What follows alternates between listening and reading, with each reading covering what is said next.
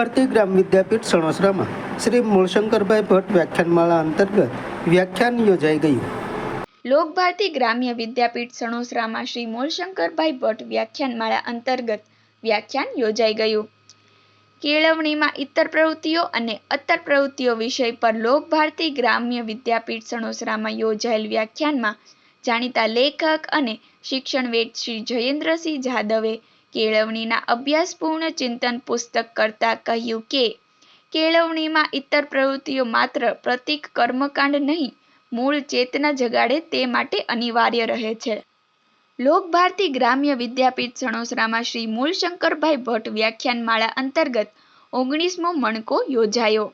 તે પ્રસંગે ગિરીશભાઈ દવેએ આવકાર પરિચય આપેલ. સંસ્થા પરિવારના શ્રી વિક્રમભાઈ ભટ્ટ આભાર વિધિ કરી હતી. સમાપનમાં શ્રી દર્શનાબેન ભટ્ટ દ્વારા ગીત પ્રસ્તુત થયેલ. વ્યાખ્યાન સંચાલનમાં શ્રી દિનુભાઈ ચુડાસમા રહ્યા હતા.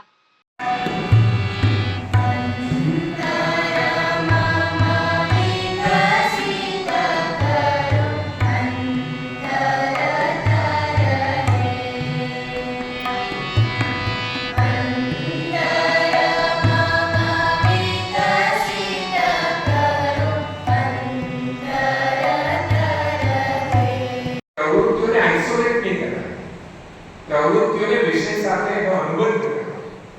તમે જુઓ કે જ્યારે નાના બાળકોને તમે એક રમાડો છો, રમાડીએ છીએ, ત્યારે રમતમાં બાળકો એકબીજાના હાથ પકડીને ઉભા અને વર્તુળ બનાવો. તો એ વર્તુળ બને છે, એ વર્તુળ પાટિયા પર દોરાયેલા વર્તુળ કરતાં અનેક ગણું વધારે અસરકારક છે. કારણ કે એને જાતે બનાવેલું વર્તુળ છે. તમે એમ ચોરસ બનાવો, ત્રિકોણ બનાવો. શિક્ષક જ્યારે બાળકોને જોતરીને કંઈક કરે છે ત્યારે it becomes lifelong learning. અને અત્યારે જો સૌથી વધારે જરૂરિયાત હોય તો એ lifelong learning ની જરૂરિયાત છે. એક ત્રાસ બેસે છે એટલા માટે ના, ત્રાસ માટે નથી, પણ ઇતર પ્રવૃત્તિ એવા પ્રકારની પ્રવૃત્તિ છે કે જે પોતે જેમ અંતરનું કુંડું હોય તો હનુદાદા અંતરનું કુંડું એ અંતરની શીશીમાં આમ ઘોડીને મારા કાનમાં ખોશે તો મારામાંથી તો સુગંધ આવે જ આવે, પણ આખો દિવસ એમનામાંથી તો સુગંધ આવે. એટલે જે વ્યક્તિ આ પ્રવૃત્તિઓ કરાવે છે એ પોતે પણ બદલાય છે, એના પરિવર્તન આવે છે અને સતત એ પરિવર્તનનો વાહક બની રહે છે. એટલા માટે આપણે એના અંદર પ્રવૃત્તિ મને ઉદાહરણ યાદ આવે છે. હું વર્ષો પહેલા મેં વાંચેલું પણ ક્યાંક સાંભળ્યું છે, બરાબર? એ અમૃત જેવી છે, બરાબર? ઉપનિષદની એ પરંપરા રહે છે.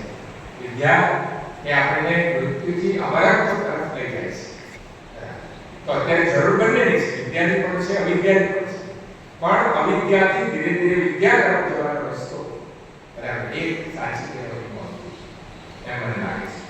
તો એના માટે શું કરવાનું?